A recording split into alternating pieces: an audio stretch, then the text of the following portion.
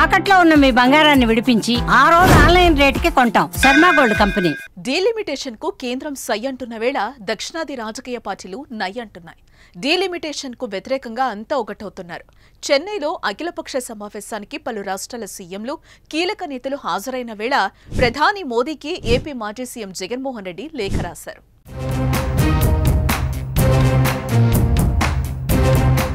వచ్చే ఏడాది జరగబోయే డీలిమిటేషన్ ప్రక్రియపై దక్షిణాది రాష్ట్రాలు ఆందోళనకు గురవుతున్నాయి. డీలిమిటేషన్ వల్ల ఉత్తరాది రాష్ట్రాల్లో లోక్సభ స్థానాలు పెరుగుతాయని, దక్షిణాది రాష్ట్రాలకు తీరని అన్యాయం జరుగుతుందని రాజకీయ పార్టీలు భావిస్తున్నాయి. డీలిమిటేషన్ జరిగితే దక్షిణాదిని పట్టించుకోరనే అభిప్రాయాన్ని వ్యక్తం చేస్తూ దానికి వ్యతిరేకంగా పోరాటానికి సిద్ధమవుతున్నారు.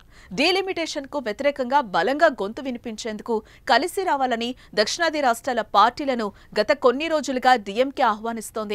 ఈ మేరకు తమిళనాడు సీఎం స్టాలిన్ అధ్యక్షతన అఖిలపక్ష సమావేశాన్ని ఏర్పాటు చేశారు.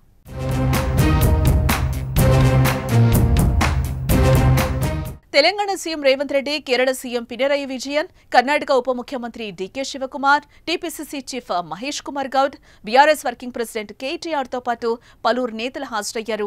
ప్రస్తుత జనాభా ప్రకారం లోక్సభ నియోజకవర్గాల పునర్విభజన జరగకూడదని, దానిని అందరూ వ్యతిరేకించాలని సమావేశంలో చర్చించారు. చెన్నై సమావేశం ద్వారా ఒక నిర్ణయం తీసుకుని భవిష్యత్తులో ఒక కూటమిగా నిలిచి ఈ అన్యాయాన్ని సమిష్టిగా ఎదుర్కొనున్నాయి.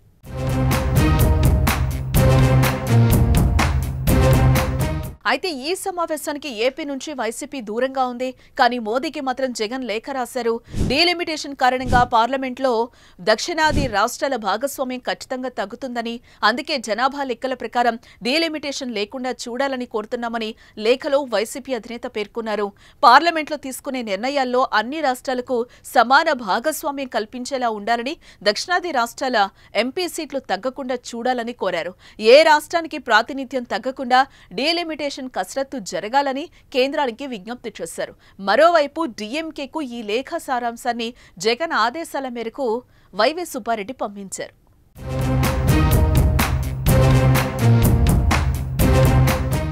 లోక్సభలో మొత్తం సీట్ల సంఖ్య 543. ఇందులో దక్షిణాది రాష్ట్రాల వాటా 129, అంటే 24%.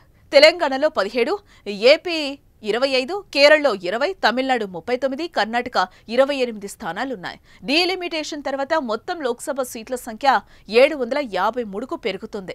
దక్షిణాది రాష్ట్రాల వాటా ఇప్పుడున్న 24 నుంచి 19% పడిపోతుంది.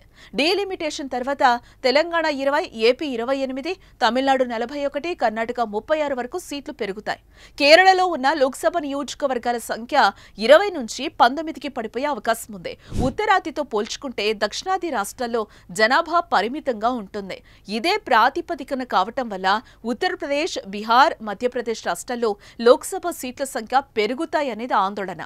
ఈ పరిస్థితుల మధ్య కేంద్ర ప్రభుత్వం అనుసరిస్తున్న డీలిమిటేషన్ ప్రక్రియకు దక్షిణాది రాష్ట్రాలన్నింటినీ ఏకతాటిపైకి తీసుకుని రావటానికి స్టాలిన్ కృషి చేస్తున్నారు. దీంతో దక్షిణాది రాజకీయం ఆసక్తికరంగా మారుతోంది.